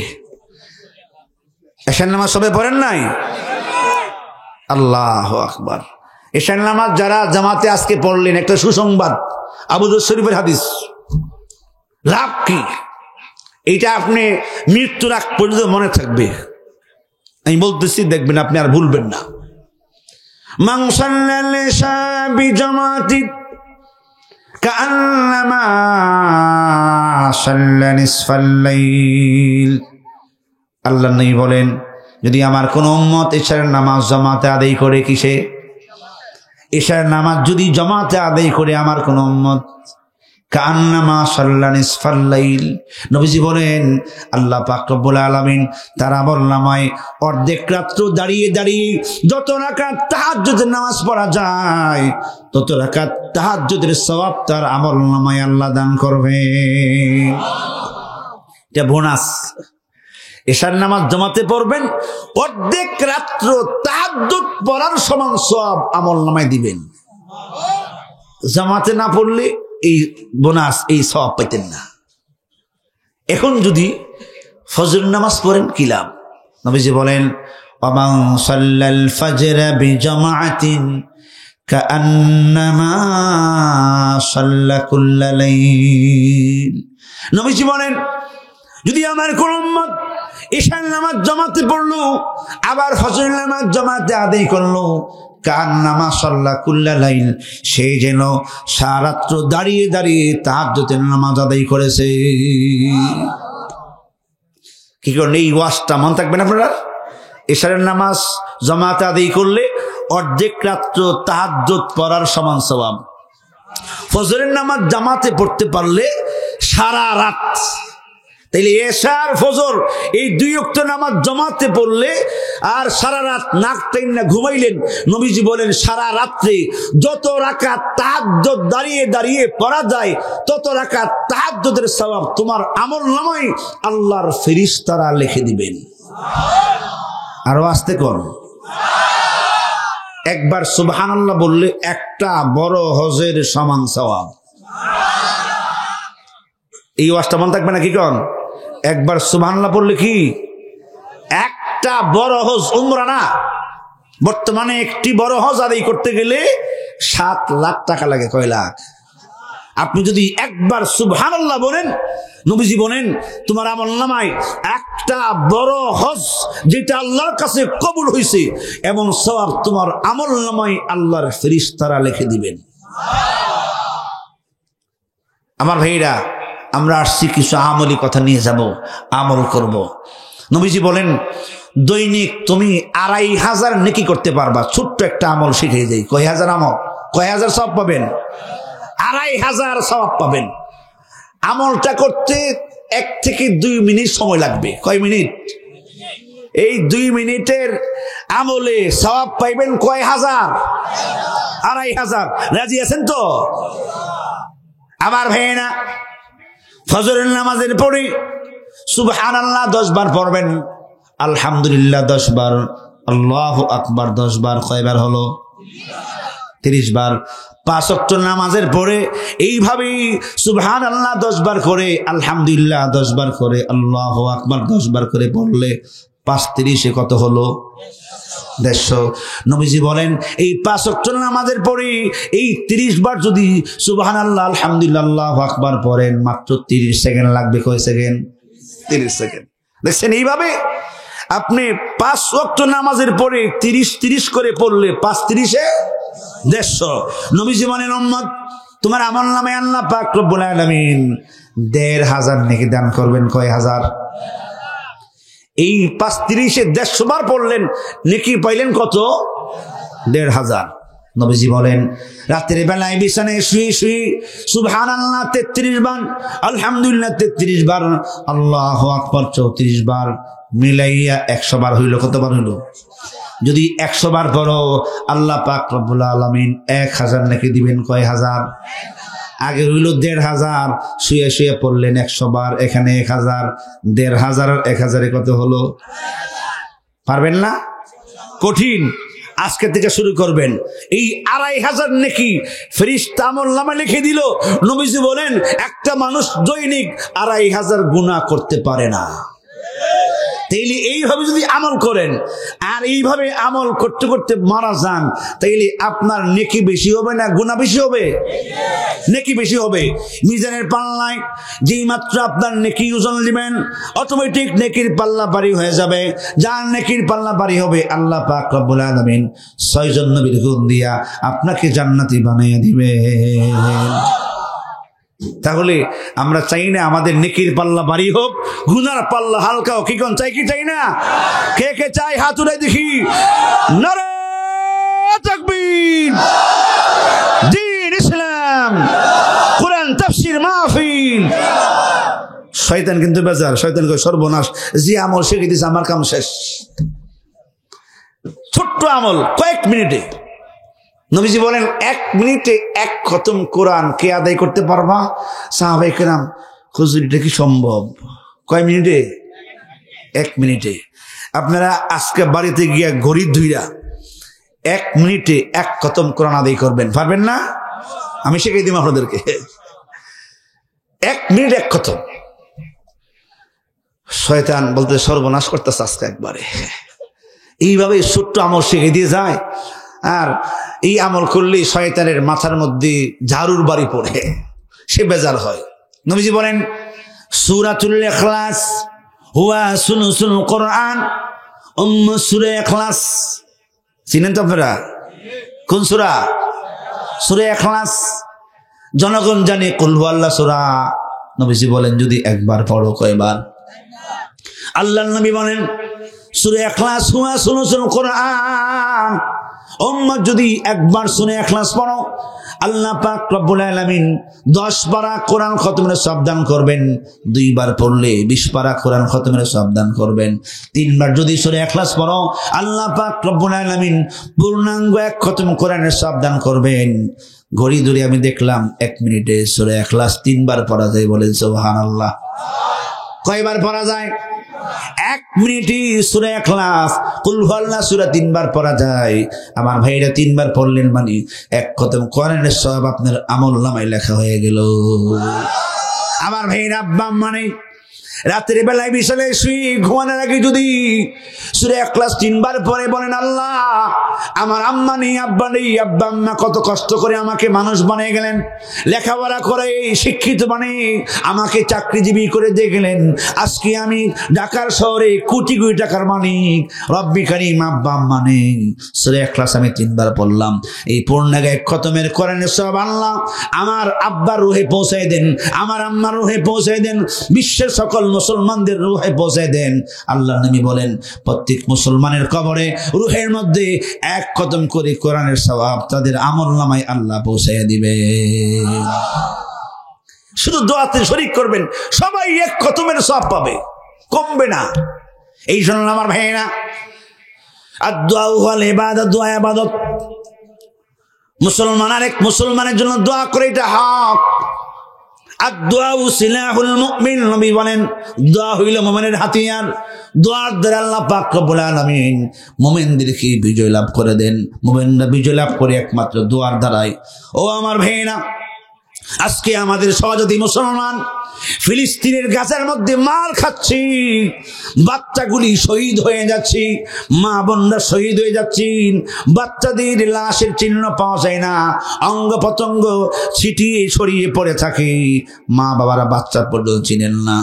অঙ্গ প্রত্যঙ্গের মধ্যে নাম লেখে রাখে, হাতের মধ্যে বাচ্চার নাম, পায়ের মধ্যে বাচ্চার নাম, কপালে বাচ্চার নাম থাকে, শরীরের মধ্যে বাচ্চার নাম লেখা থাকে, যাতে বোমা মারার কারণে ছিন্ন বিচ্ছিন্ন হয়ে গেলে অঙ্গ প্রত্যঙ্গের মধ্যে নাম দেখি মুসলমানরা বাচ্চার লাশটাকে একসাথে করে। ও আমার ভাই, আমি আপনি কত সুখে আছি। এই জন্য আমার ফিলিস্তিনের গাজার মুসলমান ভাইদের জন্য আমরা তো যুদ্ধে যেতে পারি না, রাষ্ট্রের ব্যবধান, যাওয়া সম্ভব না। দোয়া করতে কোনো বাধা আছে? আমরা শেষ রাত্রে তাহাজ্জুদের সময় আল্লাহ দোয়া কবুল করেন। আল্লাহর কাছে আমরা আমাদের এই ভাইয়ের জন্য দোয়া করব, আল্লাহ আমাদের এই মুসলমানদেরকে আপনি বিজয় দান করেন। আল্লাহ এই ফিলিস্তিনের জমিনটা এই ইসরায়েলদের কবর বানিয়ে দেন, আল্লাহ এদেরকে পরাস্ত করে দেন, মুসলমানদের বিজয় দান করেন। যদি আপনি দোয়া করেন, আল্লাহর কাঠগড়ার দ্বারা এইটুকু বলতে পারবেন, আল্লাহ আমি সাহায্য করতে পারি নাই, আমার মুসলমান ভাইদের জন্য আমি দোয়া করেছি। এই শুনুন আমার ভাই, আল্লাহ বলেন وقال ربكم ادعوني استجب لكم ان الذين يستكبرون عن عبادتي سيدخلون جهنم داخرين। আল্লাহ পাক রব্বুল আলামিন বলেন, হে উম্মতে মুহাম্মাদের তোমরা দোয়া করো, দোয়া এটা ইবাদত। আমি আল্লাহ তোমাদেরকে দোয়া করার জন্য আদেশ করলাম। উম্মতে মুহাম্মাদী ছাড়া আল্লাহ পাক রব্বুল আলামিন অন্য কোন জাতিকে দোয়া করার আদেশ দেন নাই, একমাত্র উম্মতে মুহাম্মাদীকে আল্লাহ দোয়া করার আদেশ দিয়েছেন। খানে কাবার খাদেম ছিলেন মুহাম্মদ ইবনুল বাকি আল বাজ্জাজ। তিনি 7 দিন ধরে কোনো খাবার পান না, বাড়ি থেকে বাইর হয়ে গেলেন খানে কাবার পাশেই। যাওয়ার প্রতি রাস্তায় দেখেন একটা রেশমে থলে পড়ে আছে, ওই থলেটা হাতে উঠাইলেন, দেখে এই থলের একটা পকেটের মধ্যে 1000 স্বর্ণ মুদ্রা রয়েছে, আর একটা পকেটের মধ্যে মণিমুক্তা খচিত একটা মালা রয়েছেন। আমার ভাইয়েরা, 7 দিন ধরে ঘরে খাবার নাই, 1000 স্বর্ণ মুদ্রা পেলেন। ইচ্ছা করলে তিনি এগুলি নিয়ে খাইতে পারেন, তারপরও তার ভিতরে আল্লাহর ভয় ছিল, কাঠটা আমি খাবো, এটা তো রাস্তার মধ্যেই পেয়ে ফেললাম, অবশ্যই কোনো মানুষ হারাইছে। মণিমুক্ত খচিত একটা মালা, যেটা স্বর্ণের মালার চাইতে, স্বর্ণের চেইনের চাইতে অনেক দাম। আমার ভাইয়েরা, তিনি বাসার মধ্যে রেখে আসলেন। খানে কাবায় উপস্থিত হয়ে দেখেন একজন হাজী সাহেব একটা রুমালের কোণার মধ্যে 200 দিরহাম বেঁধে অ্যাডভার্টাইজ করতেছে, এমন কোনো ভাই আছেন, আমি একটা রেশমি কাপড়ের থলে হারাইছি, যদি কোনো ভাই পেয়ে থাকেন, যদি আমার এই থলে আমার কাছে ফেরত দেন, আমি তাকে 200 দিরহাম পুরস্কৃত করব। কত দিরহাম? 200 দিরহাম। মুহাম্মদ ইবনুল বাকি আল বাজ্জাজ বাসায় চলে গেলেন, হাজী সাহেবের কাছে এনে দিলেন, হাজী সাহেব আমি এটা পাইছিলাম, নেন, এটার মধ্যে কি আছে বলতে পারেন? হ্যাঁ, একটা পকেটে 1000 স্বর্ণ মুদ্রা আছে, আর এক পকেটে মণিমুক্তা খচিত একটা মালা আছে। হাজী সাহেব খুলে দেখেন ঠিক 1000 স্বর্ণ মুদ্রা, একটা মণিমুক্তা খচিত মালা। খুব খুশি হয়ে গেলেন, বলতেছে বাবা আপনি একজন নওজোয়ান যুবক, সুঠামদের অধিকারী, চেহারা বড় স্মার্ট দেখার মতন। বাবা, আপনি আমার এই মাল পেয়ে আত্মসাৎ করেন নাই, ফেরত দিলেন। নেন, আমি আপনাকে 200 দিরহাম হাদিয়া দিলাম, উপঢৌকন দিলাম। তিনি বলেন, না না, আমি আপনার কাছ থেকে পুরস্কার গ্রহণ করব না। আমি যে পেয়ে আপনাকে ফেরত দিলাম, আমি এর প্রতিদানের বিনিময় আমি আল্লাহর কাছে পাবো, আল্লাহর কাছে যাব, আল্লাহ আমাকে দিবেন, আপনার থেকে আমি প্রতিদান গ্রহণ করব না। 200 টাকার 1 টাকাও নেন নাই, বলে আমি আল্লাহর কাছ থেকে নেব, আল্লাহ আমাকে দিবেন। আপনি কি দিবেন? এর চেয়ে বেশি আল্লাহ আমাকে দিবে। আপনি আমার এই 200 দিরহাম না নেন, আমি আপনার জন্য 3টা দোয়া করব। কয়টা দোয়া? 3টা দোয়া। কয়টা দোয়া? মুহাম্মদ ইবনুল বাকি আল বাজ্জাজ বলেন, হ্যাঁ, দোয়া করতে পারেন, আমি দোয়ার ভিখারি, আমি দোয়া চাই। হাজী সাহেব দোয়া করে, আল্লাহ, এই নওজোয়ান যুবক, সুঠামদের অধিকারী, আল্লাহ তাকে আমার কাছে বড় পছন্দ হয়েছে, তার চরিত্র বালা, আমল বালা, আখলাক বালা। রব্বে কারীম, এই যুবকের মনের অজান্তে যত গুনাহ হয়ে গেছে, আল্লাহ যুবকের জীবনের সকল গুনাহগুলি আপনি মাফ করে দেন। আল্লাহ যুবকের গুনাহগুলি মাফ করে বেগুলো মাসুম বানাইয়া দেন। যুবকটা বলে আমিন, আমিন। আল্লাহ আপনি হাদী সাহেবের দোয়া কবুল করেন। যুবক বলতেছে আমিন, আমিন। হাদী সাহেব 2 নম্বর দোয়া করে, আল্লাহ, আল্লাহ এই যুবক যেদিন দুনিয়া থেকে বিদায় হয়ে যাবে, রব্বে কারীম আমি দোয়া করতেছি, আল্লাহ এই যুবকটাকে ঈমানের সাথে আপনি মৃত্যু দিবেন, আল্লাহ ঈমানের সাথে মৃত্যু দিবেন। যুবক বলে আমিন, আমিন। ঈমান নিয়ে যারা মারা যাবে, আল্লাহ পাক রব্বুল আলামিন তাদের জন্য বিনা হিসাবে জান্নাতের ফয়সালা করে দিবেন। যুবকটা আমিন বলল। 3 নম্বরে হাদীস দোয়া করে, আল্লাহ আমার একটা মাত্র মেয়ে ছেলে নাই, একটা মাত্র মেয়েটা বিয়ের উপযুক্ত, আল্লাহ এই নওজোয়ান যুবকটাকে আমার মেয়ের জামাতা বানিয়ে দিয়েন। নওজোয়ান যুবক এবার আমিন বলে না। বলে হাদী সাহেব 2টা দোয়া তো খুব ভালো লাগছে, 3 নম্বর দোয়াটা 2টা মতলবালি দোয়া। আপনার বাড়ি কোনখানে? মেয়ে কেমন, কালো না সুন্দর, খাটু না লম্বা, কিচ্ছু বললেন না, আপনি দোয়া করতেছেন আমার দেখা, আল্লাহ এই যুবকটারে আমার মেয়ের জামাই বানিয়ে দিয়ে। আমিন বলে না। বলতে হাদী সাহেব ঠিক আছে, দোয়া করছেন, ঠিকানা দেন, বাড়ি কোথায়, ঠিকানা দেন, আমি আপনার বাড়িতে যাবো, মেয়ে দেখবো, পছন্দ দিলে আমি বিয়ে করব। হাদী সাহেব কয়, না, আমার বাড়ি কোথায় বলবো না, ঠিকানা দেব না, দোয়া কবুল হইলে আমার দোয়া নিয়ে আপনার বাড়িতে বসাইব। হাদী সাহেব খুব মজবুত ইমানদার, দোয়া করে দিয়ে চলে গেছেন। আপনারা কষ্ট হইতেছে না? এই আলোচনায় মাত্র ঢুকলাম, বাইজে গেছে 12টা। কি কন না? দোয়া হয়ে যাবে? 3টা দোয়া করছেন। কয় দোয়া? 3টা। লাস্টের দোয়াটা বলতেছে নওজোয়ান যুবক বলতেছে, এটা তো মতলবালি দোয়া করলেন, আপনার মেয়ের জামাই আমি হইতাম, আমার সুন্দর দেখছেন তো, খানে খাবার খাদেন, খুব স্মার্ট, দেখার মতো, যেই দেখে সেই পছন্দ করবে। যুবক বিয়ে করে নাই। তো এখন হাদী সাহেব বড় আল্লাহওয়ালা বুজুর্গ মানুষ, উনি বলতেছেন, আমি তো ঠিকানা দেব না আপনারে, যদি আমার দোয়াটা আল্লাহর কাছে কবুল হয়, আমার দোয়াই নিয়ে আপনারে আমার বাড়িতে পৌঁছাবে। এই কথা বলে চলে গেছেন। 1 বছর, 2 বছর, 3 বছর, প্রত্যেকবার হজের সময় হলে মুহাম্মদ ইবনুল বাকি আল বাজ্জাজ তালাশ করে হাদী সাহেব দেখা যায়নি, দেখে যায় না, ঠিকানাও দিল না, আর বেচারার বিয়ে হইতেছে না, বিভিন্নখানে দেখে ঠিকই পছন্দ হয় না আর কি। এখন তো সন্ধ্যের মধ্যে বসছে, আর এই হাদী সাহেব দোয়া করলো, হাদী সাহেবের বাড়ি জানি কোনখানে, আল্লাহু আকবার। হাদী সাহেব শুধু বলে গেছে, বাবা বলে গেলাম, যদি আমার দোয়া কবুল হয় অবশ্যই আল্লাহ আপনাকে আমার বাড়িতে পৌঁছাবেন, আমার মেয়ের সাথে আপনার বিয়ে হবে, যদি কবুল হয়। আর যদি আমার দোয়া কবুল না হয় তাহলে আমার বাড়িতে আপনি যেতে পারবেন না। মেয়েও খুব সুন্দরী, দেখার মতন স্মার্ট।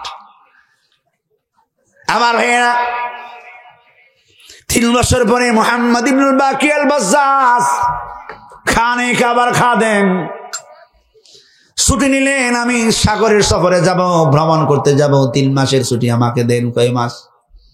3 মাসের ছুটি বিশাল লাগাইলেন। আমার ভাইয়েরা, 1 মাস যাওয়ার পরে জাহাজের পাইলট সিগন্যাল দিল, সতর্ক দিলেন 7 নম্বর সিগন্যাল।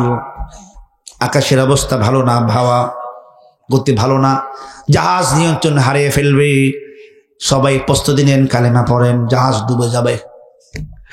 মুহাম্মদুল বাকিল বাজজাত ভাবতেছেন, হ্যাঁ আমার কপালে বুঝি বিয়ে ছিল না, বিপদ সংকেত এসে গেল, জাহাজ ডুবে যাবে। চতুর্পাশে পানি আর পানি, হাবুডুবু খাইতেছে আর বলতেছে, আল্লাহ হাদিস সাহেবের দোয়াটা বুঝি কবুল হয় নাই। আল্লাহ পাক রব্বুল আলামিন গায়বী আওয়াজ দিয়ে জানাই দিলেন, হে আমার ঘরের খাদেম, টেনশন করবা না, যেখানে জাহাজ ডুবে গেছে এই সাগরের পাড়ে আমার হাদিস সাহেবের বাড়ি রয়েছে, এখানে ডুবাইছি, তোমারে এই বাড়ির জামাই বানাবো, টেনশন করো না, তুমি মরবা না, আমি আল্লাহ তোমাকে বাঁচাই দেব। জামাইরে উদ্ধার করার জন্য এখন নৌকা আসবে, বলেন সুবহানাল্লাহ। জামাই চোর বুঝতেছে না, সাথে রাখতেছে, ভাবতেছে দোয়া মনো কবুল হয় নাই, দোয়া মনো কবুল হয় নাই, এখন তো হাবুডুবু খাচ্ছি, কখন জানি জান বাইরে যায়, মালাকুল মউত কখন জানি আমার রূহ নিয়ে যায়। কারণ পৃথিবীর কোনো মানুষ জানে না কোন জায়গায় সে মারা যাবে, জানেন আপনি? ওয়ামা তাদরি নাফসুম বিআই আরদিন তামুত। আল্লাহ বলেন পৃথিবীর কোনো মানুষ জানে না সে কোন জায়গায় মারা যাবে, কিন্তু যেখানে সে মরবে ওই জায়গায় মৃত্যুর আগে আল্লাহ তারে পৌঁছেই দিবেন। আইনামা তাকুলু ইউদরিকুমুল মাউতু ওয়ালাউ কুনতুম ফি বুরুজিম মুশাইয়াদা। আল্লাহ বলেন তুমি যেখানে থাকো না কেন মৃত্যুর আগে আজরাইল ওই জায়গায় গিয়ে পৌঁছবে, তুমি ওই জায়গায় পৌঁছে যাবা যেখানে মৃত্যু হওয়ার কথা, ওই জায়গায় আমি আল্লাহ তোমাকে পৌঁছে দেব। যদি বুর্জ থাকো যেখানে ফেরেশতারা আরামায়েশ করেন ওই কক্ষপথে যদি অবস্থান করো, ওই দুর্গে অবস্থান করো, এখানে আমার আজরাইল পৌঁছে যাবে, মৃত্যুর হাত থেকে বাঁচতে পারবা না। মুহাম্মদ ইবনুল বাকি আল বাজ্জাজ সাঁতার কাটতেছেন, হাবুডুবু খাচ্ছেন, এর মধ্যেই একটা নৌকা গিয়ে ওনাকে উদ্ধার করছেন। উদ্ধার করে সাগরের পাড়ি একটা বাড়ি ছিল, গ্রাম ছিল, চতুর্পাশে নদী, এটা দ্বীপ, ওইখানে মাগরিবের নামাজের সময় তিনি গিয়ে বসতেন।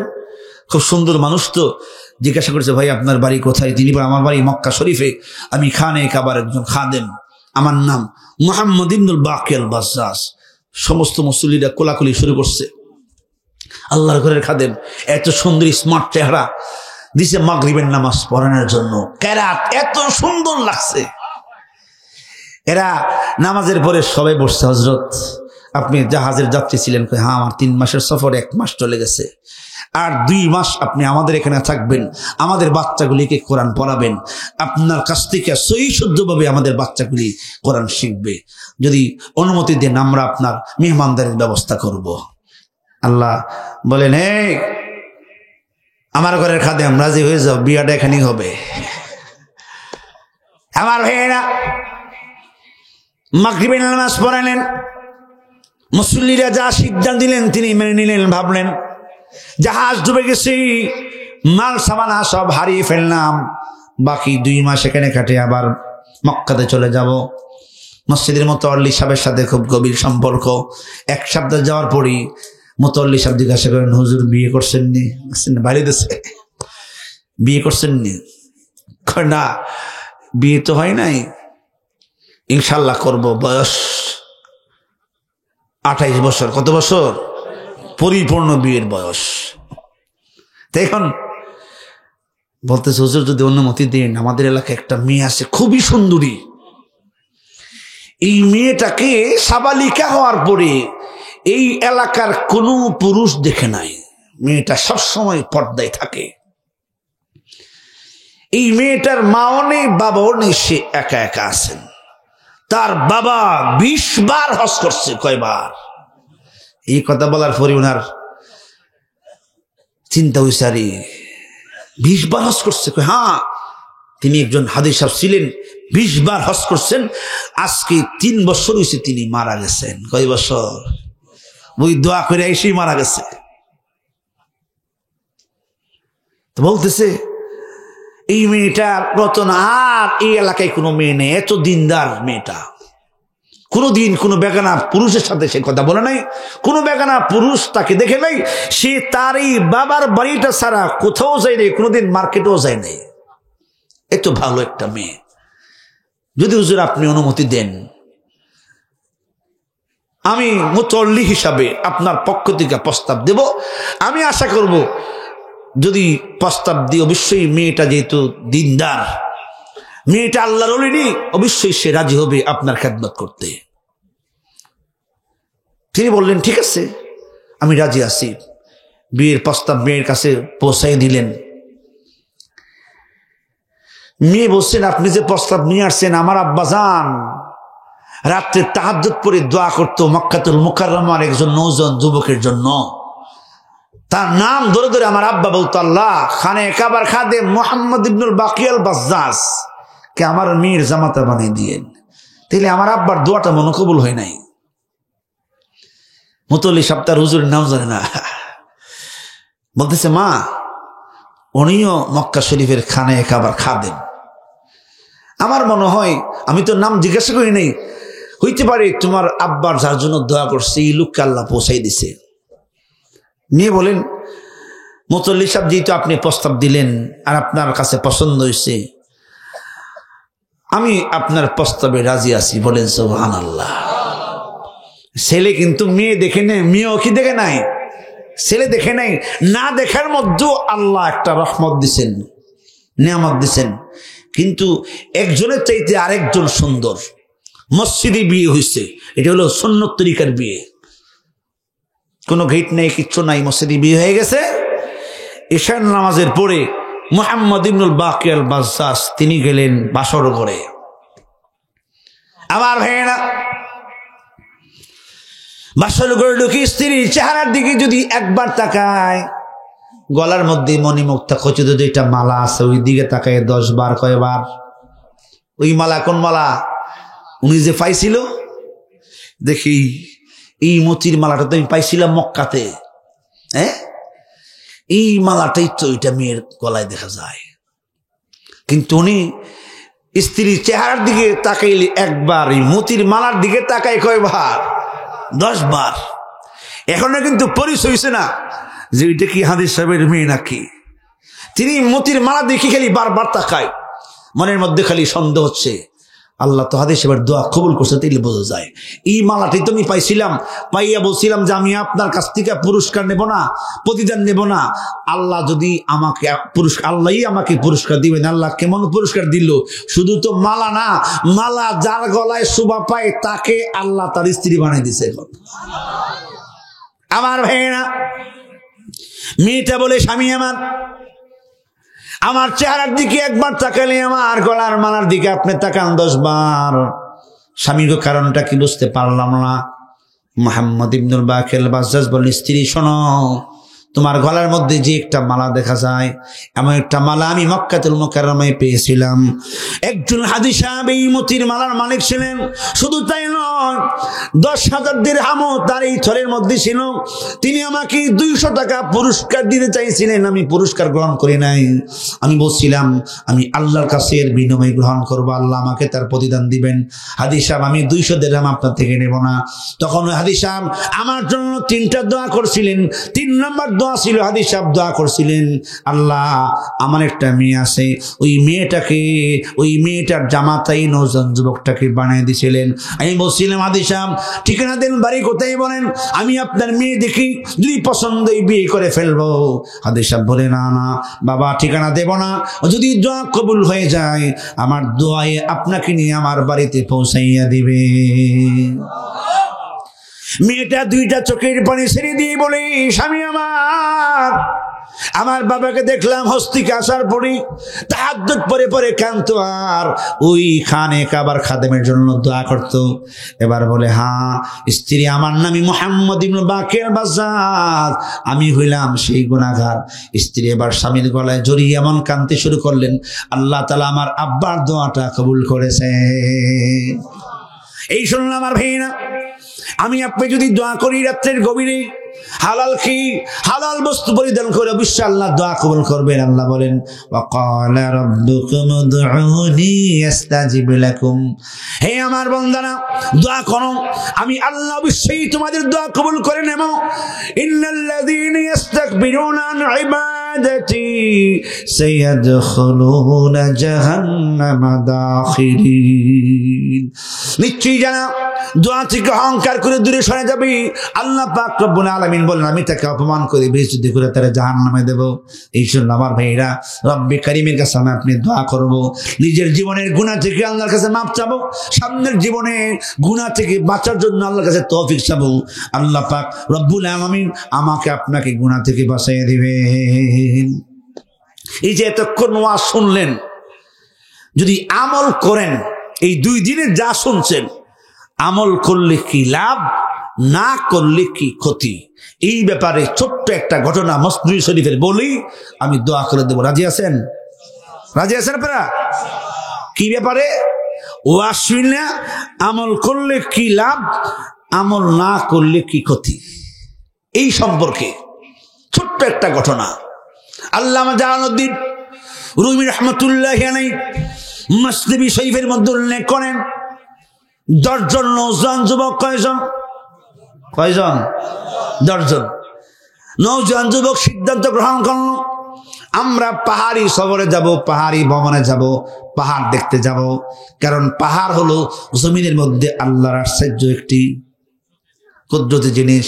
আফালা ইয়ানজুরুনা ইলাল ইবলি কাইফা খুলিকাত ওয়া ইলাস সামাই কাইফা রুফিআত ওয়া ইলাল জিবালি কাইফা নুসিবাত। আল্লাহর একটা কুদরতি জিনিস আমার ভাইরা, দুনিয়ার সারা মানুষ মিলে একটা পাহাড় বানাইতে পারবে না। আল্লাহ পাক রব্বুল আলামিন পাহাড় জমিনের মধ্যে সৃষ্টি করে জমিনকে আল্লাহ এমনভাবে ঘিরে দিলেন, জমিন আর নড়াচড়া করে না। পাহাড় সৃষ্টি করার আগে জমিন কাঁপতো। ফেরেশতারা বলে আল্লাহ জমিন তো কাঁপে, আপনার বান্দারা কিভাবে বসবাস করবেন, বাড়ি বানাবেন, বিল্ডিং বানাবেন? আল্লাহ বলছে আমি এমন জিনিস সৃষ্টি করব জমিন আর কাঁপবে না। পাহাড় দিয়ে খোদা দিলেন। 10 জন নওজোয়ান যুবক পাহাড়ি সফরে যাবে, সিদ্ধান্ত গ্রহণ করছে। যাওয়ার আগে ইমাম সাহেব হুজুরের কাছ থেকে হুজুরি দিয়ে দোয়া করাইয়া আমরা সফরে যাব। বলেন সুবহানাল্লাহ। আমার আলোচনা কিসের? দোয়া। হযরতে আলী বলে আমি যাবো শ্বশুর বাড়িতে। কোথায়? ফাতেমা বলে আমি যাবো বাবার বাড়িতে। হাসান হোসেন বলে আমরা যাব নানার বাড়িতে। কয় বাড়ি? বাড়ি কয়টা? হযরতে আলীর শ্বশুর বাড়ি, ফাতেমার বাবার বাড়ি, হাসান হোসেনের নানার বাড়ি। বাড়ি কয়টা? আমি কিন্তু আমার এটার ভিতরে আছি। এই 10 জন নওজোয়ান যুবক ইমাম সাহেব হুজুর কাছে গেছে। যেমন আপনাদের এই মসজিদের ইমাম হাফেজ মুফতি আসাদুল্লাহ হাফিজাহুল্লাহ, ইমাম সাহেবের কাছে কি বলতেছে, হুজুর আমরা তো চট্টগ্রাম পাহাড়ি সফরে যাব, কথার কথা আর কি, হুজুর একটু দোয়া করে দেন। আর দোয়া করার আগে হুজুর আপনি আমাদেরকে একটু ওয়াজ করেন। হুজুর চক্ষু বন্ধ করে বলতেছে একটা ওয়াজ তোমাদের করি, শোনো। পাহাড়ি সফরে যাব, অনেক হিংস্র প্রাণী আছে পাহাড়ের মধ্যে, বাঘ ভাল্লুক হিংস্র প্রাণী, সাবধান, খুব সতর্কতা অবলম্বন করবা। আর একটা জিনিস তোমাদেরকে বলি, তোমরা হাতির গোশত খেও না। এর গোশত এরা হুজুর এটা তো আমরা আগে জানি, কারণ হাতির গোশত খাওয়ান জায়েজ না, এটা না জায়েজ, আমরা খাবো না। আপনি না বললে হুজুর খাইতাম না। হুজুর বলছে নাও, একটা ওয়াজি করলাম, হাতির গোশত খাইও না, না খাইলে বাঁচতে পারবা। হুজুর দোয়া করছে আল্লাহ এদের সফরটা আসান করে দেন, নিরাপদে আবার এদেরকে আল্লাহ বাড়িতে ফিরিয়ে দিন। হুজুর দোয়া করছেন আর বলছে আমি যে ওয়াজটা করলাম হাতির গোশত খেও না, আমল করবা, দেখবা আল্লাহ তাআলা তোমাদেরকে বিপদ আপদ থেকে বাঁচিয়ে রাখবেন। বাবা একটা ওয়াজি করলাম, 10 জন নওজোয়ান যুবক রওনা হয়ে গেছে। 3 দিনের সফর। কয় দিনের? 3 দিনের, সাথে 3 দিনের খাবার আছে, টাকা পয়সা নিয়ে গেলেন, পাতিল আছে, রান্না করে খাবে। পাহাড়ি সফরে পাহাড়ের ভিতর ঢুকে গেলেন, খুব সুন্দর সুন্দর আজীব আজীব জিনিস দেখেন।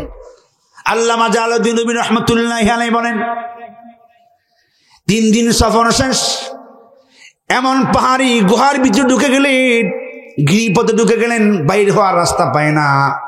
3 দিনের জায়গায় হয়ে গেল 10 দিন। কয়দিন? সাথে খাবার ছিল 3 দিনের। দোকানপাট নেই, হোটেল নেই, রেস্টুরেন্ট নেই, মানুষ নেই, বাড়ি নেই, ঘর নেই। এমন নির্জন পাহাড়ের গুহায় আশ্রয় নিলেন যেখানে বাড়িঘর নেই। সকালবেলায়, সকাল থেকে সন্ধ্যা পর্যন্ত হাঁটেন, বাইর হওয়ার কোনো পথ পায় না। আমার ভাইরা সিদ্ধান্ত নেই দিক দিয়ে মনে বাইর হওয়া যাবে। যেদিকে ঢুকেন গিয়ে দেখে গভীর জঙ্গলের ভিতরে রাস্তা শেষ হয়ে যায়। এইভাবেই না 7 দিন পর্যন্ত হাঁটলেন। 7 দিন পরে আর বাইর হওয়ার রাস্তা পায় না। যেখানে সূর্যের আলো দেখা যায় না, ভাগ বানলো হিংস্র পানি ডাকি। শরীর দুর্বল হয়ে গেল। 7 দিন ধরে কোনো খাবার নাই, নিস্তেজ হয়ে গেল। পাহাড়ের পাদদেশে 10 জন বন্ধু শুয়ে গেলেন, কিন্তু ক্ষুধার তাড়নায় তাদের ঘুম আসে না। আমার ভাইয়েরা, হঠাৎ করে শোয়া অবস্থায় দেখতেছে একটা হাতির বাচ্চা পাহাড়ের চূড়া থেকে নিচে নামতেছে। নিচে নামতেছেন দেখি আশ্চর্য হয়ে গেল। পেটের মধ্যে 7 দিনের ক্ষুধা নিয়ে এই 9 জন যুবক গামছা বেঁধে হাতির বাচ্চারা দৌড়াতে শুরু করলেন। ওয়াজ শুনছে কয়জনে? 10 জনে। 9 জনে এবার হাতির বাচ্চাকে দৌড়ায়। 1 জন 9 জন যুবক বলে, ও ভাইরা, ইমাম সাহেব হুজুর যে ওয়াজ করছিল হাতির বাচ্চা খেও না, না খেলে বাঁচতে পারবা, ওয়াজটাকে ভুলে গেলেন নাকি? 9 জনে বলে, তুমি ওয়াজ শুনে আমল করো, এখন মৌতের সাকরা চলতেছে, এখন ওয়াজের দিকে আমল করলে চলবে না, এখন জান বাঁচাইতে হবে। এরা বলে, ওয়াজ যে হুজুর করছে তুমি আমল করো, এখন 7 দিন ধরে কোনো খাবার নাই, মৌতের সাকরা চলতেছে, কোন সময় যদি মারা যায়, এখন জান বাঁচান ফরজ। কি বাঁচান ফরজ? এখন হাতি না, বাঘ না, জিডা ফাইডে খাইতে গরম, পেটে প্রচন্ড ক্ষুধা। আমার ভাইয়েরা, একজন বলতেছি, তোমরা যা খুশি তা করো, আমি হাতির বাচ্চা ধরবো না, জবে করবো না, তার গোশত খাবো না, আমি না খেয়ে মারা যাইতে রাজি আছি, কিন্তু ওয়াজের উপরে আমি আমল করব। যদি আল্লাহ আমাকে বাঁচাবে, না হয় আমি মরে যাব, কিন্তু ওয়াজের উপরে আমি আমল করে যাব। ওয়াজ শুনছে কয়জন? আমল করে কয়জনে? আমল করবে না কয়জন? আপনারা জানি কয়জন আমল করে আল্লাহ জানে। দেখবেন 9 জনে মিলে হাতির বাচ্চা, ও তো বাঁচতে চায়, কি কর, মরতে চায়, এই দিক দিয়ে দৌড় দেয়, ওই দিক দিয়ে দৌড় দেয়, এরাও দৌড়তেছে। 9 জনের এই ফার্ম থেকে হাতির বাচ্চার বাঁচতে পারছে না। লাস্ট মুহূর্তে এদের কাছে ধরা পড়ছে। ধরা পড়ার পরে এদের জবে কইরা চামড়া চুলাইয়া খুব সুন্দর কইরা ভুনা করছে। পেটে তো খুব ক্ষুধা, ভুনা করে 9 বন্ধু একবারে গলা পর্যন্ত খাইছে। 7 দিনের উপবাস। এখন যদি শুই তাইলে ঘুম আসবে নি? ঘুমাইতো না এখন, কি কর? আরে জি খানা খাইছে, ঘুমাবে নাকি? এখন তো খাওয়া অবস্থায় ধুইলা পড়ে জায়গা, কারণ এখন ব্যাটারি ফুল চার্জ। যে মাত্র শুইছে, আগে যে টেম্পু ট্যাক্সি চলতো ঠেট্টে ঠেট্টে আওয়াজ করে, এর এইভাবে নাক টেনে ঘুমাইতেছে। ঘুম আসে না কার? একজনের, যে খাইছে না এর। হে দেখতেছে এরা কি ঘুমাইতেছে। আমার তো মৌতের সাকরাত। যে একবার উঠে একবার বসে। এই মুহূর্তে হাতির বাচ্চা খাইছে, হাতির মা আছে না, মা হাতিটা বাসায় আসছে। বাসায় এসে দেখে বাচ্চা নাই। কি নাই? আচ্ছা নাই। হুজুরের ওয়াজটা মনে আছে নি? কি ওয়াজ করছিল? হাতির গোশত খেও না, না খাইলে বাঁচতে পারবা। দেখেন এখন কি বিপদে পড়ে এরা। আপনারা কষ্ট হইতেছে না? কষ্ট হইলে রেখা দেখি কেন 12:30 বাজে। আল্লাহ, আমি চাইছিলাম না 12টা বাজাইতে, কারণ কালকে বলে এক হুজুর বিক্রমপুর হিসাব বলে 1টা বাজে লিখছে। আমার ভাইনা, মা হাতিটা বাসায় আনছি। মা বাচ্চার জন্য পাগল পাড়া। মা বাচ্চাকে কষ্ট করি জন্ম দিয়েছি, মা দুঃখিনী, বাচ্চার কথা বলতে পারে না। বাচ্চা বড় হয়ে মার সাথে বেয়াদবি করি, মার কথা শোনে না, বাবার কথা শোনে না। অনেক মা বাবারা, তারপরও মা বাবারা বাচ্চার জন্য বদদুয়া করে না। আছে না নাই? আমার ভাই না, মা হাতিটা বাসায় এসে বাচ্চা দেখে না, এদিক সেদিক ছোড়াছুড়ি শুরু করলো। আমার বাচ্চা কোথায় গেল? মা নিজের শরীরের চাইতে জানের চাইতে বাচ্চারে বেশি মহব্বত করে। আল্লাহ পাক রব্বুল আলামিন হাতির মধ্যে এমন গান দিছেন, সেই বাতাস থেকে খবর সংগ্রহণ করে। তাকে আল্লাহ একটা রাডার দিলেন। হাতির এই সুর উপর উঠাইয়া ঘুরাইতেছে, বলতেছে, আল্লাহ আমার বাচ্চা কোন দিকে গেছে, আপনি আমার এই সন্ধান দেন। বাতাসের মধ্যে থেকে খবর পাইছে তোমার বাচ্চা পাছনের গিরিপথ দিয়ে হাঁটতে গেছে। কইতে খবর নিছে? বাতাস থেকে খবর অনুযায়ী, মেসেজ অনুযায়ী হাতি হাঁটতে শুরু করলেন। হাঁটতে হাঁটতে হাঁটতে হাঁটতে যে জায়গায় বাচ্চাটা জবে করছে ওই জায়গায় গিয়ে মা হাতিটা পৌঁছে গেলেন। 9 জন কি করতেছে? ঘুমাইতেছে। একজন সজাগ, সে দেখছে সর্বনাশ, এত বড় হাতি। আগে তো দেখছিলাম ছোট্ট, এখন যে ডারে বাবার বিশাল আকারের হাতি, এত বড় বড় মোটা মোটা পা। হে দেখি তো এ তো মরণ এমনি সাক্কা চলতেছে, দেখে আরো ঘাবড়ে গেছে। এখন ভাবতেছি এরা তো মরবে মরবে খাইয়া, আর আমি এখন মারা যাবো কি না খাইয়া। ও আজ তো আমল করলাম ঠিকই, হন তো মরণ লাগবে, হাতি কি আর বুঝবো, সব মেরে নেবে এখন এসে। সে শুইয়া শুইয়া একবার চক্ষু খুলে আবার বন্ধ করে দেখে হাতি কি করে। হাতি আইসে চামড়াটা পাইছে, চামড়ার মধ্যে সুর দিয়া টান দিছে, চেক করতেছে এটা আমার বাচ্চার চামড়া নেই। বন্য পশু, ইনসাফ আছে তার মধ্যে, জুলুম করবে না।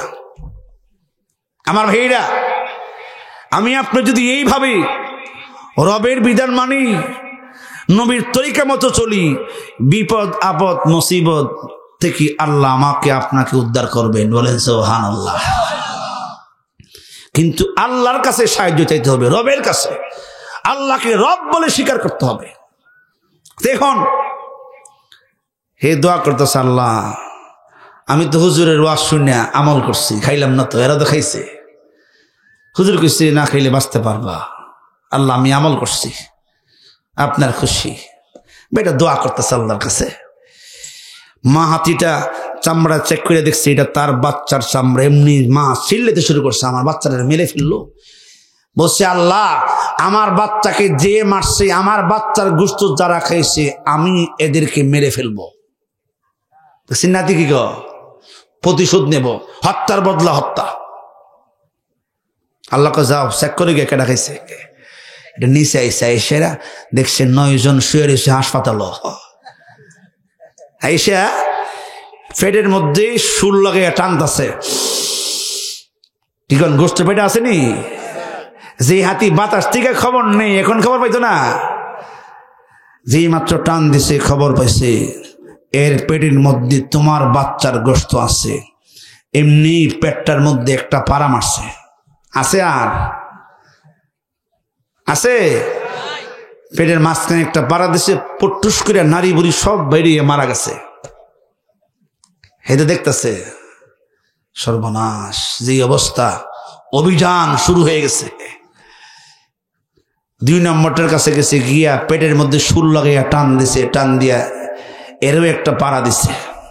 আছে 9 জনকে চেক করছে, 9 জনকে 9টা পাড়া দিয়া মারছে। আছে এখন নাই, 9টা লাশ পরে আছে। 10 নম্বরের কাছে গেছে, যে খাইছে না এর পেটে লাগিয়ে টান দিছে, ঘ্রাণ করে না। ডাইনে লাগাইছে, বামে লাগাইছে, পিঠে লাগাইছে, লাগাই চেক করে রেজাল্ট আসছে কি সে খায় নাই।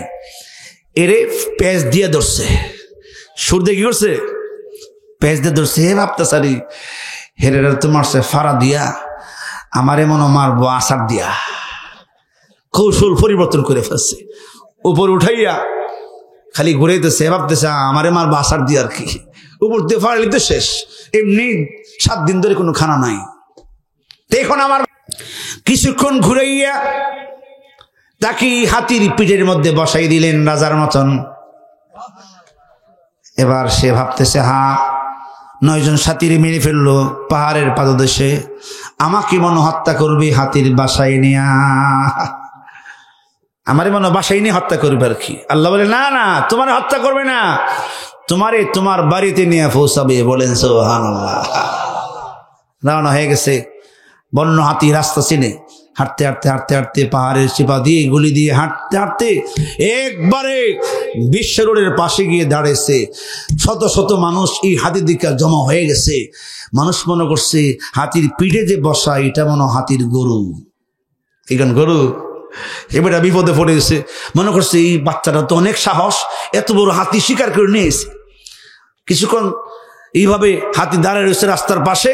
মানুষ দিকে দিকে টাকা দেয়, 100, 200, 500, 300। এখন এই টাকাগুলি সব একসাথে করে তার কোলে দিয়া, তারে পেঁচ দিয়ে নামাইয়া হাতি জায়গা জঙ্গলার দিকে, অর্থাৎ বুঝাইছে এখন তোমারে গাড়ির রাস্তার মধ্যে নামাই দিলাম, এখন তুমি যেখানে বাড়ি ওখানে যাইতে পারবা। আমার ভাইরা, ও শুনে আমল করার দ্বারায় লাভ হইল না ক্ষতি হইল? বিপদ থেকে বেঁচে গেল। যারা আমল করলো না এরা বাঁচতে পারছে। হুজুরে ওয়াজ করছিল হাতির গোশত খেও না, না খেলে বাঁচতে পারবা। আল্লাহ তাআলা আমাদের প্রত্যেকই কথাগুলির উপরে আমল করার তৌফিক দান করুক। ওয়া আখিরি দাওয়ানা আনিল হামদুলিল্লাহ।